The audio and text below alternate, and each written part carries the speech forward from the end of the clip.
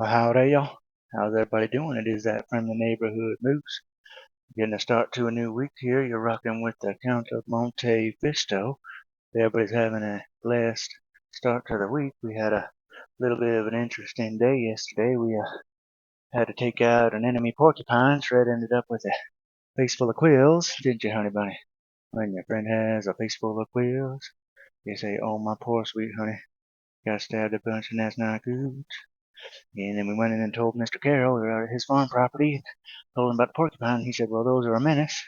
Take this here rifle and end his miserable existence." And I wasn't thrilled to have to take out a cute little furry critter, but you gotta follow orders. Sometimes you gotta submit to a higher power, and Mr. Carroll's calling the shots, and it's his farm, and if he says Porcupine's gotta go, well, I'll be a good soldier, and I'll march in line and go take out Mr. Porcupine. So we got him in the bed of the truck right now, and if you don't want to see, then you'll see when we walk outside. You can stop watching, but he's actually pretty cute, so we'll go out there and check him out after we do our devotional here, and y'all can take a look see at Mr. Cute Porcupine. And if you have any ideas what I could do with him, let me know. Probably gonna be throwing him out soon, but I don't know, think about making a hat or something maybe. But I hate to see it go to waste, especially since he's such a cute little critter. And we're praying to the Lord to forgive us, and also let you know that everything's okay, because I don't like to kill an animal, but you gotta do what you gotta do sometimes. Rest in me, my child.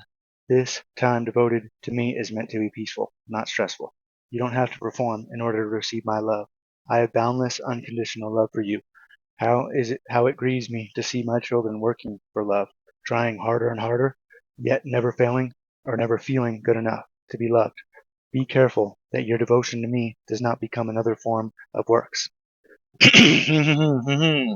in the throat sure is fun. When you got a frog in the throat, you say ribbit. I want you to come into my presence joyfully and confidently. You have nothing to fear, for you wear my own righteousness. Gaze into my eyes, and you will see no condemnation, only love and delight in the one that I see. Be blessed as my face shines radiantly upon you, giving you peace. When you receive the peace of the Lord, you say, "Ooh, that's fancy living for sure." Oh, thank you, Lord, for blessing me. I'm gonna go check out one of them pork lip cricklies, and y'all are gonna hold it down. We'll go for a walk in a second just now. But let me go ahead and show their friends. That way we're not bouncing back and forth again. And we've been practicing our jump rope too, but we were so tired today after our workout and jump rope and shred laid down. That we brought it inside. You're supposed to say outside, aren't you, Mr. Jump Rope? Going to look at a porcupine. Oh, ain't life divine? Sometimes you have to take out a critter, and that's just the way it goes for sure. We got some tomatoes left on our tomato plant. It's about done, because in tomato plants, they're like a 90-day plant or something like that, and they start to die. So, but we've probably got at least 10 or more tomatoes off in this season, so that's been good. There's our boat trailer, if y'all ain't seen that we made. Go holler, but there's Mr. Porky. Mr. Porky Pokey. Oh, he'll poke you. The feeling you might get is not very cool, especially if you're a pooch and you end up with a bunch in your face. You might say, "Hey, Porcupine, oh, you're pretty cute," I say.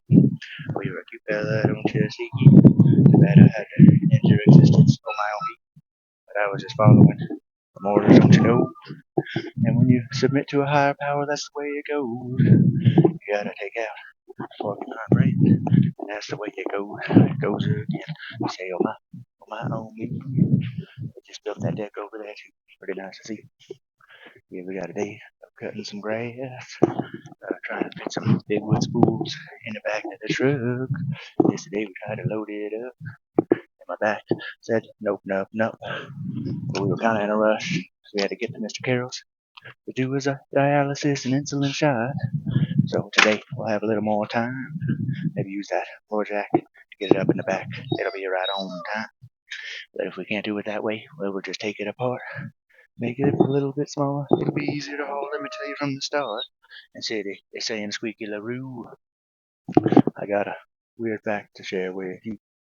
Let's share one of these weird facts. We had a good one here because my grandma actually makes this cake, so I thought it was pretty interesting to come across it in our Weird But True 200 outstanding, outrageous, astounding, outrageous, and totally off the wall facts. Yes, my grandma makes this here cake, and she makes it all the time. One of my favorite things. So it says just dessert.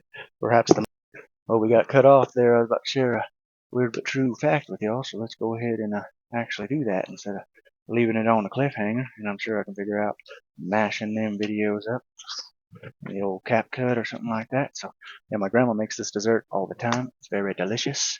Means her shout out, I love you. Just dessert. Perhaps the most famous ballerina to emerge from Diaghileville's ballet russes was Anna Pavlova. In the 1920s, Pavlova epitomized the ideal ballerina, light and ethereal, just like a swan, and just like the dessert named in her honor. The pavlova is made up of a meringue shell filled with tart, soft fruit, especially passion fruit, and sometimes topped with whipped cream. A simple dish that is with its complicated pedigree, a simple dish with a complicated pedigree. Anna Pavlova toured Australia and New Zealand in 1926. Her visit was such a great event that chefs in both countries claim to have created the frothy white dish inspired by her performance of the dying swan from the ballet Swan Lake. To keep both sides happy, it is often conceded that the dessert was developed in New Zealand but was ultimately named in Australia. Still, that answer hasn't really settled the debate, which continues between the friendly rival nations to this day. Ho, ho, ho, ho, ho, making me crave Grandma's cake. That thing's a tasty treat. And when Grandma's a master cook, you say, oh, what a blessing to be in her presence, don't be mistook. 'Cause Grandmas are mighty shiny. They shine with the grace of the Lord, don't you see? So if your grandma's still around, give her a hug and rub her tummy now. And say, ooh, Grandma, you're the best, don't you know? And even if you don't cook fancy, you're still a blessing for sure. And everybody knows that's true. Honor thy grandmother, that's what I say to you. And Purdy was a cat who was sitting alone. I seen two pooches wrestling and making a ruckus for sure. But we're gonna wrap this one up. We hope you have a blessed day. Get out there, do something nice for somebody. Take it easy, y'all. Ciao.